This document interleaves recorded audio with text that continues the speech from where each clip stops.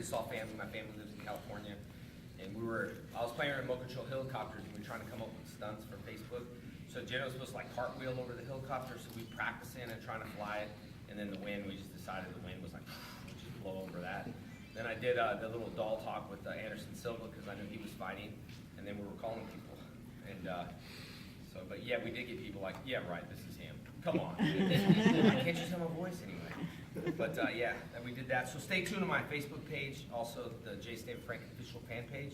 I got the zippers back here. My zipper's been open and it's so embarrassing. Anyone ever done that to you? Like, man, you're and then the way they talk to you is they're like, man, your zipper's undone. They like really like uncomfortable. I'll just be like, dude, your zipper, dude. I didn't want. Have buttons. Unleash the Dragon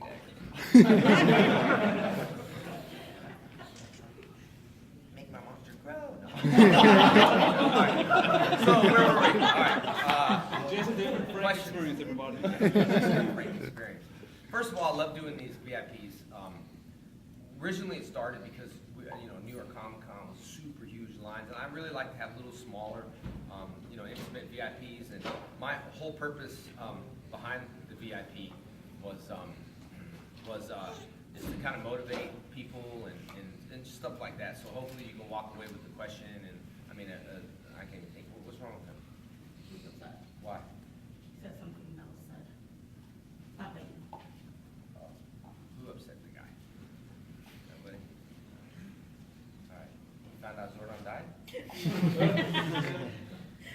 fell out of the bubble? No. Rangers, Zordon! Yeah, I mean, if Zordon was talking to the ocean and he fell, he couldn't even swim or anything. He just like, anyway, so I'd like to kind of like give you guys something to leave with, some kind of motivational thing or something you can, I just want people to leave with the I can do it type of thing, and anything you can do is not silly. I started these cons a while back, and I just thought maybe reaching out to the fans, so I tried, and just so you know, like every show I go on to, I just wave all appearances fee, and I don't care if I make money, that's not the issue, that's not what my table's about, and people always post on Facebook, or, that's not what it's about, but I started like a long time ago, and I remember there was, hardly people in line, and it just built and built and built, and so it's a progression that builds, but I think it's the relationships you have with people.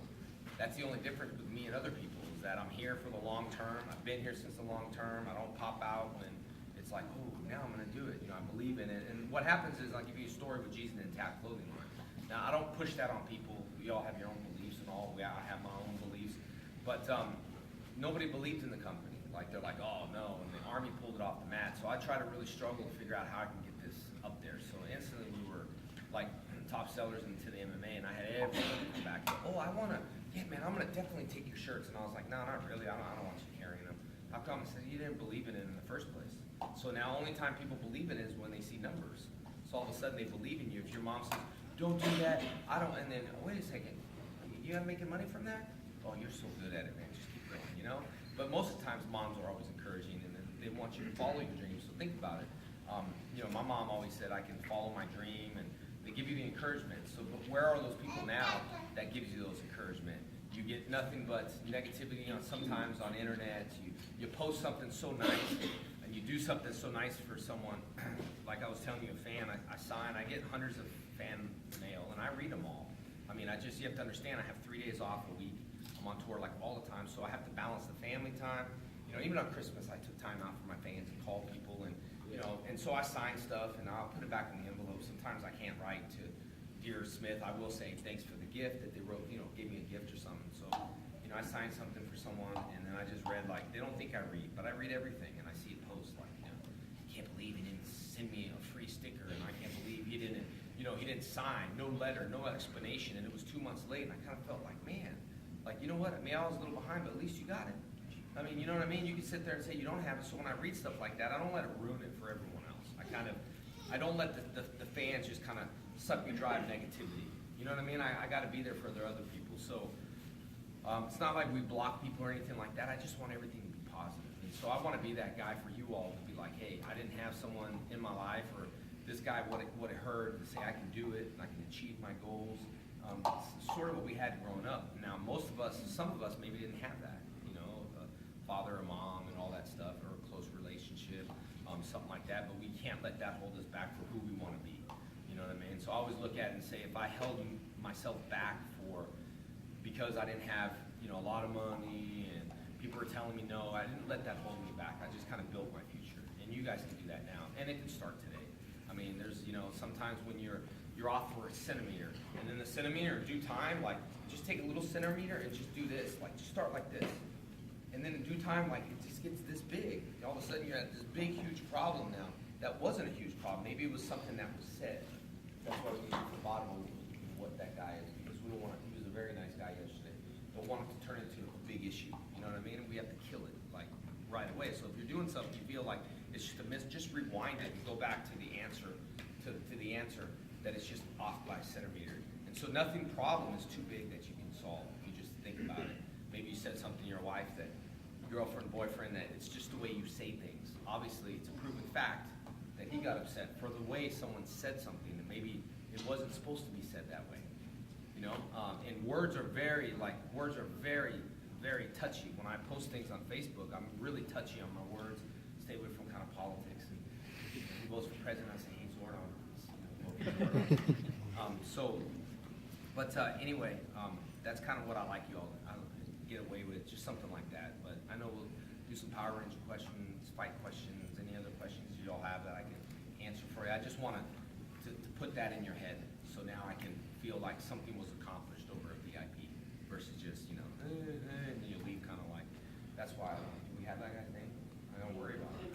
All right, I don't worry about him. I don't want him to complain or feeling something, you know. Martial arts is like that. When kids quit, there's always a reason why they're quitting. Parents are like, we'll just quit. No, there's a reason why. They either caught on to its responsibility, they caught on to being in trouble by the sensei, give me 10 push-ups, or you weren't listening at home. The kids catch on to this, oh, karate's this responsibility thing, if you're learning right, unless you're at a Cobra Kai school. But, you know, and they catch on, so there's a reason why. And if you don't get that, you know, I tell parents, I'm like, what's the big deal? I'm like, the big deal is because your kid probably did something that he can't do. Your kid probably did something that he can't do, and now he's going to go away with that one thing that will haunt him for the rest of his life. And even though it might be a self-esteem thing, it might be people were laughing at me, or it's just too hard, and they stop. That's why I never stop and never give up. Nothing's too hard, just going through it. You know, yes, you see what I'm saying? It's kind of baby talk. So let's get started. Some questions that you all have. Some questions. Yes. Well, first, I want to thank you for coming out. Thank you. Great. What was one of your most memorable moments from Power Rangers, and then after that from like a convention? So one of each. My most memorable,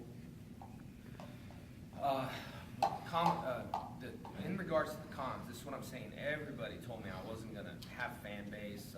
Every agent, everybody said New York Comic Con is just, you don't have the fan base in New York Comic Con. I believe in myself. I pay my own way, even like Wizard World to come. Tickets, hotels, I believe in y'all. So I believe that I'm going to have a fan base. So I believed in myself in New York. I only had to schedule 1 hour to sign it. So they let me, and they said, okay, fine. We don't know if you have a fan base. We'll let you come and go from there. So I started almost doubting myself too.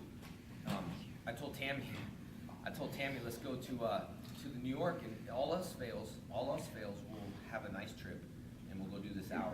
So when I got to the New York Comic Con, there was nobody in my line, and that's like the worst feeling. But this is the answer. So I was like, let's just go do this. Let's just have fun at the city. And I was like, okay. They gave me an hour. I was like, all right. So what do I do? And I said, I don't have anybody in line. They're like, oh, that's not your line. This is your line. And it just went, rah, and I started seeing Green Ranger shirts, and the line went for 6 hours straight. It was the hugest line, and I have videos on YouTube. It's just the craziest line, and people are Jason. And so instantly I said, oh, I believed in myself. You know, I was blessed. I didn't give up. I didn't believe all the other agencies. I didn't believe all the other nonstop talk, and I believe in my fans, and I believe in what's going to happen. And it was just overwhelming, and they cut the line off, and it was just people were crying and they were upset. And I was like, dang, I need to stay and sign. They're like, well, I said, I don't care. I'll go outside. I mean, there's no way I'm going to cut a line off. I just don't. I don't believe in it. I've seen it happen way too much in conventions. Right when you're there, sorry. You're like, what? and you almost can't believe it. It's like a joke. So that was my most memorable experience. And from that, I book New York Comic Con almost every year, have 4 complete days, and I have 4 complete days of nonstop fans, right? Thousands of them. That was my most memorable. And then the most memorable on Power Rangers is walking into that command center. I didn't know how filming worked. I'm not from Hollywood. I was really hitting people, and then I was hitting the putties. I thought that's what you're supposed to do. I didn't know Hollywood Kung Fu, so all the guys were like, man, you need to lighten up. And I was like, I came from fighting, so I learned Hollywood Kung Fu. But the first day I walked into the command center, there's nothing but a big green screen, because they'll drop in the Zordon, and then the command centers, and I remember going, man, this is cool.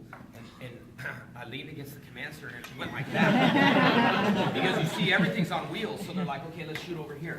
And then the command center's over here, and the camera's there, so I didn't know they'd just wheel all this stuff around. And I remember that was like, my honest opinion was like, man, this cheap ass. But anyway, I remember that, and I remember all of it was on wheels, and but that was my most memorable experience. And then I'm like, okay, no clue what Phantoms was. That was the audition, and no clue at all. And it was just a green screen, and I didn't even know what Zordon looked like. I'm like, just talk here. All right, Zordon. So then when all put together, I was like, now I can put a real face to the voice, and just a face to the voice. And then it started from there. So that was my most memorable. I think coming onto set and seeing all that stuff. But let me tell you, you don't have a good base, roots of like martial arts and being humble, fame can get your head like that. Like I've seen people, I just didn't get along with actors. I get along with truck drivers. My dad's a truck driver, and I get along. Like everyone ignores the little people. That's how I felt on Hollywood. Like you can't talk even here sometimes. I don't think I'm in the green room sitting here going, God, this is so uncomfortable. And I don't put anyone. I keep everyone equal because you never know who you're going to run into, which has happened to me on set before. Like Gene Simmons and all these people come, and I have no clue who they are. And it's how you treat people. Like I go to the con floor and I want to pick up a green lightsaber, and I touch it. The guy don't know who I am. He just reams me. Why did you do that? Who did you touch? And I was just thinking, okay, dude. And then I walk away, and they're like, dude, that's the Green Ranger. You should have let him take a picture. I'm like, nah, I don't want to, because that tells me that you treat people that way, but you're going to treat me special.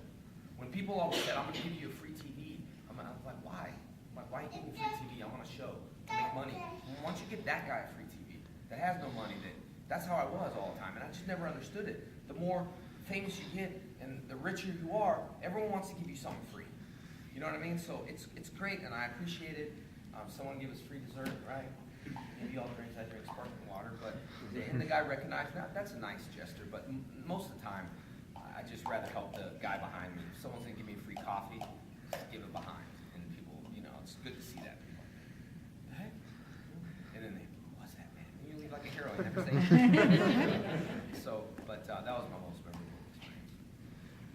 Yes. I wanted to ask about the episode of Family Matters that you did, where you played the bully, getting beaten up by Bruce Lee, or the Steve Urkel, Bruce Lee, whatever. I want to see what your experience on that was. Well, I know every VIP is always different, and I've never explained this on YouTube or anything, but because it's just too hard to explain. When I went to Family Matters, I ran into a guy, Ronaldo, I believe his name was. He was the black leader of the Piranhas, and he actually worked on Power Rangers. He was actually on Power Rangers before. I think one of the evil Rangers, I'm not too sure, but if you look and put his name down, no one will know it, but put his name to Power Rangers, he was on Power Rangers. So I knew him from Power Rangers, and we were actually writing a movie together. And so I knew him already, so I was like, oh. And then I went there, and the coordinator was named Jeff Pruitt. If you Google Jeff Pruitt, he was the guy that was doing all the stunts and all that stuff. So I already knew those guys. And everyone was like, you're going to get beat up by Urkel. I was like, who cares, dude? I don't really, it's fun. My character's name was Skull, so I was like, ooh, Skull from Power Rangers. And I never forget it. It was like a live audience, and that was the first time I'm filming in a live audience. But we'll do it like, okay, roll, action, cut, people in the audience will clap and all that stuff. So when they were having me do really easy stunts, like me falling into that, they're like, are you okay with that? And I'm like, what do you mean? I was like, yeah, I'll do that. I'll fall in that all day long. And they're like, all right, you get a stump bump for that. And I was like, stump bump? What the heck's a stump bump? And they're like, well, you get 2,000 to fall in that. And then I was like, where else do you need me to fall? You need to fall off that horse? You all need me to go back into the, and it was one of those, and I was just thinking stump bumps. I mean, even though I did that for fun, I made so much money on the Family Matters, I couldn't believe it. And so, like I'm saying, sometimes you don't know what you're gonna get if you're nice. And I remember some guy says, I need you to do a voiceover, and I was like, oh, I'm so busy. I'll do a voiceover, who cares? And I went in there and I'll just simply say, everything was included in our, you know, whatever our salary. And so I said it anyway. I was like, sir, are you gonna eat those fries? Well, it ended up on a McDonald's commercial. And I probably made more money on the McDonald's commercial than I've ever done in my life. And sir, are you gonna eat those fries? When the movie came out, and I was thinking, so glad I did that, because if I didn't, it wouldn't be what it is. Same with Bat and the Sun. If I didn't agree to doing Bat and the Sun, and I didn't know who he was at all, I said, yeah, I'll do it. I'm thinking, poor guy, he's trying to start a little YouTube thing, and wants me to do this White Ranger versus Scorpion, you know. I wonder how it's gonna look. I'll do the voices, and I'll do this. And I did. And it turned out to be 4 million hits and growing strong, and now we're doing a Green Ranger superhero beatdown. But that's happened to me numerous times, even on interviews. Someone will come up and say, can I do an interview? And it's a cheap little camera, and you're like, yeah, man, no problem. Let's do it. And then it ends up on some big channel that's like actually a really big news thing. So just imagine if I was like, no, dude, I don't want to do a camera, though. I'm going to end up on TMZ somewhere or something, you know? And I do that to give everyone an equal opportunity. But I really think, at least for me, is when I meet someone, regardless, I don't know, and you can ask Francis, I don't know who these actors are. But I tell you what, John, what's his last name? From Washington, Bernthal, very nice guy. Like, I met him, man, we just kind of like bonded. I didn't know who he was. Yeah, he was from that movie with The Rock. Yeah. I treat people how they treat me. I really do. It's just like a mirror. If they treat you good, it's not like if they treat me bad, I'll just walk away. Block it, cut it. You know what I mean? Someone says something bad on Facebook, don't even respond. Doesn't matter. Gotta love your haters. He said, haters gonna hate. Yeah, I mean, you know, you gotta love some haters too. I mean, they, you know, talk about you. Speaking of haters, Morphin Madness, you all voted on that? Yeah. MorphinMadness.com.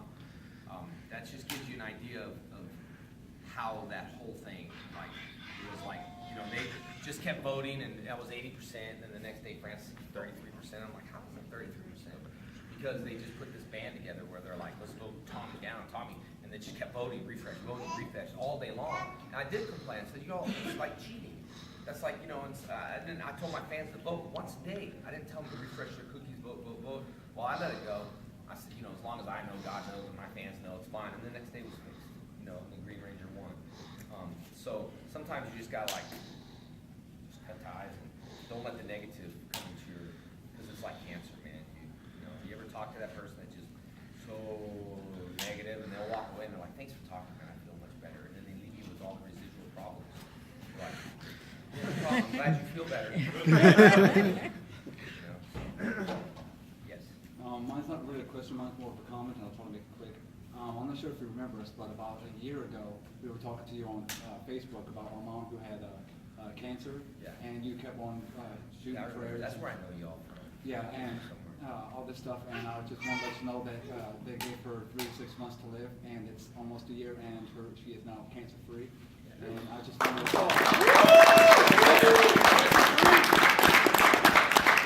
and I just wanted to personally, because I promised myself I would personally wanted to thank you in person. Thank you. For your prayers, and I know that had a lot to do with it. I appreciate that. My mom wanted to be here to thank you too. So. Well, thanks, Mom. I'm happy for you, and congratulations. I'll send my love to you. Just keep it faith. That's awesome. You know, and I'll get to questions, but you never know when you're running a marathon and how close you are to that finish line before you stop. Because I always have this vision in my head, like there's this yellow vision, whatever, piece of tape, and it's not like cop tape where someone died. It's like a finish line tape, you know. So, but for me, like run, and the mountain's blocking it, and it always blocks it until you run and you quit, and then you walk around the mountain, and the finish line's right there. So you never know. That's why you just can't stop. You don't know what's going to happen in your life, your career, how to do things, acting, stunts, whatever it is. You have to like keep running it, and keep training, and just keep going. I mean, that's like that's the idea behind it, you know. Go ahead, I know. You lucky shirt. Lucky says lucky what? Oh, Sure. what's your shirt say? Lucky shirt. It's kind of a two-parter. One, I did watch my Morning Life too. Oh yeah, thanks for mentioning it. Thank you, man. y'all watch my reality show? It's on Bat in the Sun? Yeah. Okay. Episode 3 will be coming out soon, but thank you. And I noticed that you were kind of shaking there, you know, kind of just pushing yourself. really Episode hard. 2? Yeah. Yeah, you know that. I mean, oh, that was bad. There was no drama. It was no mock-up. That was real. Are you doing all right with that? Oh, yeah, I'm fine. Totally fine. I think it might have caught something from Tyler. Yeah, I was fine. It just was off and on. And that's the hardest thing, that I don't, you know, I'll be honest, last con, I don't know what happened, like like Sunday last week, I just started like, I don't know, maybe it was vitamins, I felt like I just started throwing up, man, it was bad, and I was like, man, I don't know if I can make it, and there was no option. I told them, I said, there's no option. They're like, let's play it by ear. I said, there's no option, I'll see it at 11 o'clock, and it might have been vitamins or whatever it is, but just right here, I just kept, reading healing things like over and over, and I was fine. You know what I mean? So I'm okay now. I know. Yes. Me? Yes. What was your favorite role on Power Rangers? Tommy.